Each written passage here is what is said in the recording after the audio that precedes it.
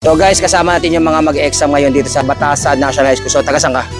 Taga SGD yung Bulacan, sir. Gawing inspirasyon ang mga mahal sa buhay. Training allowance na Sa ngayon po sir ay umaabot ng 45,200. Lalo na po yung nanay ko. Siya lang po kasi yung nagtataguyod. Type ng examination ng PNPA cadet. So guys, ngayon yung araw na kung saan mag-exam yung ating mga kababayan na kabataan na gustong pumasok sa Philippine National Police, yung tinatawag nating PNP CAT 2025. Dito po yan sa Batasan Hills National High School. So alamin natin ang mga kaganapan sa loob at syempre, kumuha na rin tayo ng mensahe sa ating mga officers dito. At syempre, sa ating mga cadets mula po sa Philippine National Police Academy. Sa isang karangalan, muling nagbukas ang Philippine National Police Academy para sa gustong pumasok o maging kadete balang araw, maging opisyal. Sir, ano po ang inspirasyon na mensahe nyo na may bibigay sa ating mga kababayan, especially sa mga kabataan na gustong maging opisyal o maging kadete, sir? Okay, unang-una sa lahat, magandang umaga sa iyo, Sir Ruiz, at sa iyo mga viewers. Ito yung sinasabi natin na this is the first step toward a life of honor, integrity, accountability, and responsibility. Kaya inaanyayahan natin yung mga kabataan, lalong-lalo na kung nasa tamang edad ka na, nasa tamang edukasyon. Yung sinasabi natin na isang requirement is 18 to 22 years old and dapat graduate ng senior high. So pwede sila para maging later on, maging part sila ng Philippine National Police as future leaders ng ating organization.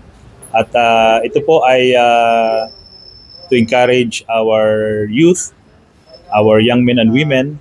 This is a guaranteed career, a tuition-free education, and we have a monthly allowances para sa kanila habang nag-aaral sila. Magkano yung training allowance na, sir? Sa ngayon po sir ay umaabot ng 45,200 yung training allowances. Itong allowance na it's not a salary but a training allowance na gagamitin nila habang nag-aaral sila sa Philippine National Police Academy. Kaya inaanyayahan sila na ito yung opportunity na makapag-serve sa Philippine National Police at makapag-serve sa community. Ano yung mga examination para sa ganun ay kapag panahon na ay paghanda ko, sir? Okay, so ang type ng examination ng PNPA Cadet Admission Test today ay similar lang din sa ibang mga universities. It is okay. So ang PNPA CAT ay nakabatay din sa examination ng college entrance exam na pinapatupad din sa other universities. Usually, it composed of science, mathematics, abstract reasoning, history, current events.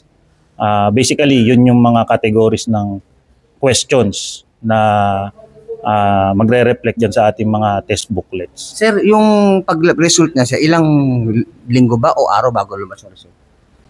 Since the scheduled appointment ng ating mga bagong kadete next year ay May 1, 2026, ang result nito ay mas mabilis kumpara sa mga nakaraan. Siguro in 1 month or less than 2 months meron na yung result. Sir, after ba nito, sir, ano yung susunod ng stage, sir? So usually, based on my experience, yung pag lumabas ang result, yung first 1,000 na passers, kukunin yan. Tapos kung ang allocation ng quota for class 2020, usually nasa 400 pataas na incoming PNPA cadets. So mula dun sa 400 na yon, sila yung magte-take out sa May 1. So, sir, yung pwedeng kumuha ng mas magandang reviewer para sa kanaya, mas maganda yung paghahanda nila pagka mag-exam sila, sir. So maraming reviewer silang pwedeng magamit. Katulad din ng mga reviewer ng civil service. Pwede pala siya. Yan, yung mga reviewer na ino-offer ng Napolcom, mga... pwede na siya. Yan, Napolcom. Yan. So, dyan din naman, common pattern ng mga questionnaires na nagmumula. Malaking tulong yun, yung mga ganung reviewer. So, in behalf sa aming Director, Police, Major General Andre Dizon, pinapabot po namin ang aming taos-pusong pasasalamat sa suporta ng ating mga kasamahan sa serbisyo sa pangunguna ng Director ng NCRPO, Police Major General Anthony A. Aberin. At syempre, di natin pwedeng kalimutan ang ating District Director, di ba? Si Police Colonel, soon to be Police Brigadier General Glenn Silvio sa kanilang suporta para maisagawa natin maayos itong PNPA Cadet Admission Test dito sa NCR. Isang karangalan, kasama po natin yung ating mga first class mula sa Philippine National Police Academy. So tanongin natin si Sir Basig. Sir, ano ba yung dapat pagandaan pa ng ating mga aspiring na gustong pumasok o maging official balang araw at makapagsanay rin sa Philippine National Police Academy? Ang para sa akin sir, ang unang pinagpa-practice is yung mental state mo sir. Dapat prepared ka ang papasok sa academy. Una sa lahat, kailangan natin magpasalamat sa taas kay God na naging sumusuporta sa atin at hindi natin lagi ng tulong sa mga oras na kailangan natin siya. At sumunod doon, yung ating mental state, katulad ng sinabi ni Sir Basig na kailangan natin maging ready sa pagpasok natin sa academy. At pangalawa, yung pangangatawan natin, yung physical na lakas natin, kailangan natin magsanay at mag-training sa labas para magiging ready tayo sa kung ano mang sabak natin dun sa loob. Pag may instruction, huwag kang pahuli sa mga instruction at yun nga, huwag kang pauna-una din at palaging pag-instill yung disiplina sa iyo. On behalf of the Philippine National Police Academy and from our Acting Director, Philippine National Police Academy, Police Brigadier General Andre Perez Dizonsur, ang mensahe namin ay dahil na simulan nyo na ang examination ngayon, tuloy-tuloy na lang at gawing inspirasyon ang mga mahal sa buhay pa. Gusto mo pumasok sa Philippine National Police Academy?